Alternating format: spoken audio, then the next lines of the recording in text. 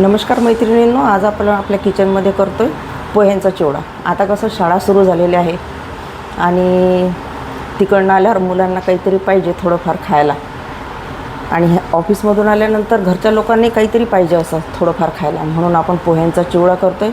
दुसरी आपली रेसिपी राहणार आहे आंब्याची बर्फी, ती आपण नंतर करू। पहिले आपण आपला चिवडा करून घेऊ। त्याच्यासाठी लागणारं साहित्य हे मी 1 किलो पोहे घेतलेले आहे, कागदी पोहे। त्याच्या अर्धाच पाव मुरमुरे घेतलेले आहे, कारण वातावरण पाण्याचं आहे त्यामुळे मुरमुरे कदाचित चांबट होऊ शकतात। हे फुटाणे म्हणून थोडेसे घेतलेले आहेत ते, आणि हे शेंगदाणे आहे, खोबरं। एवढं साहित्य आपण पहिले भाजून घेऊ, नंतर आपण आपले मसाले काय टाकायचे ते मी सांगते तुम्हाला। आता आपले पोहे भाजताना आपण तेल टाकलेलं आहे कढईमध्ये। आता थोडी हळद घालू। हळद घातलेल्या आपल्याला पोह्यांचा कलर छान येईल। प्रत्येक घाण्याला तुम्ही थोडी थोडी हळद टाकू शकता, चिवड्याला कलर छान येतो।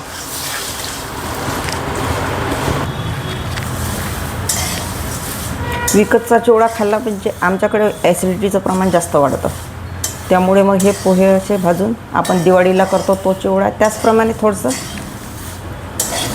करून घ्यायचं।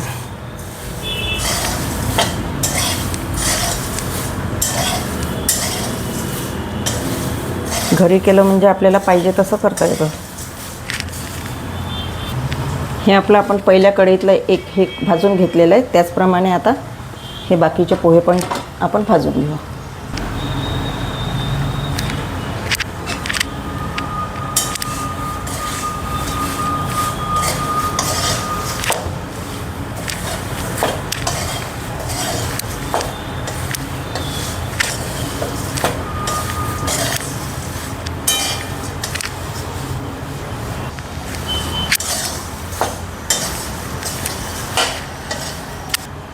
आता आपण मुरमुरे भाजत आहे, त्याला थोडीशी हळद टाकू आणि नंतर हे भाजून घेऊ। आता आपण थोड्या थोड्या तेलामध्ये हे शेंगदाणे वगैरे तळून घेऊ।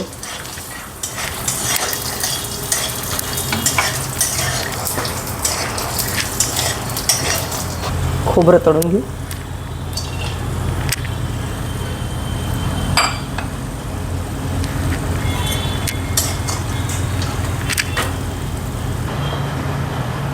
तर आपल्याकडे हा कढीपत्ता आहे, याला आपण धुवून पुसून घेतलेला आहे। आता आपण हे पण तळून घेऊ।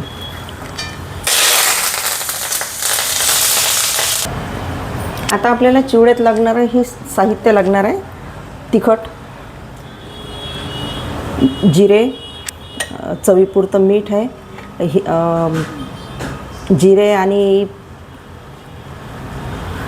धनेपूड, मीठ, तीळ, मोहरी, आणि हे हिंग आहे, आणि हे साखर आणि लिंबाची ही पूड केलेली आहे, लिंबसत्वाची पूड केलेली आहे। आता आपण मसाला तयार करून घेऊ, फोडणीला घालू। आता आपण पहिले यात घालू मोहरी। मोहरी छान तळतळायला लागली की आपण जिरं घालू।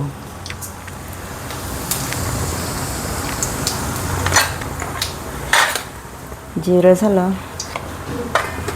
की आपण हे नेहमीप्रमाणे लसूण, जिरं, अद्रक, सांबार, हिरवी मिरची याची पेस्ट घालत असतो ती घालू। तीळ टाकून देऊ।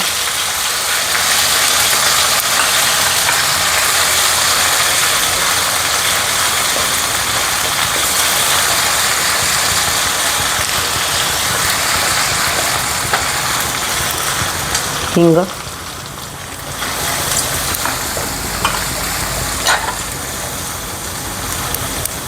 आणि हे जिरं आणि धनेपूड।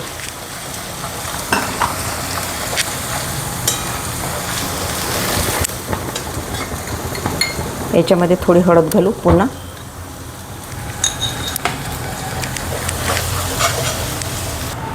आपली फोडणी झालेली आहे, गॅस बंद करू।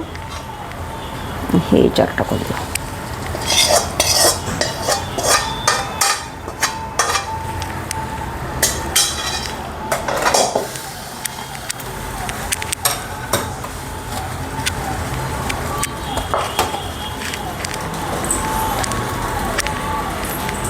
तिखट घालू, अंदाजे तुमच्याच लागेल तेवढं.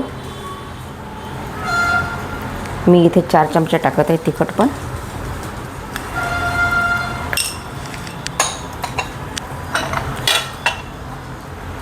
आणि हे आपलं साहित्य तळलेलं होतं ते शेंगदाणे आणि खोबरं. आता आपण कढीपत्ता असाच न घालता आपण चुरून टाकू, त्याने सर्वीकडे पोह्यांना लागेल तो आणि टेस्ट चांगली येईल.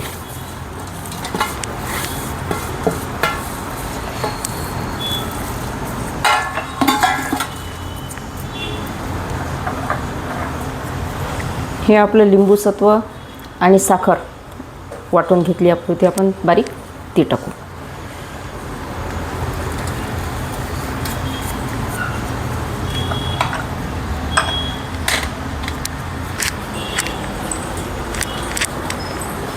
आणि हे चवीपुरतं मीठ.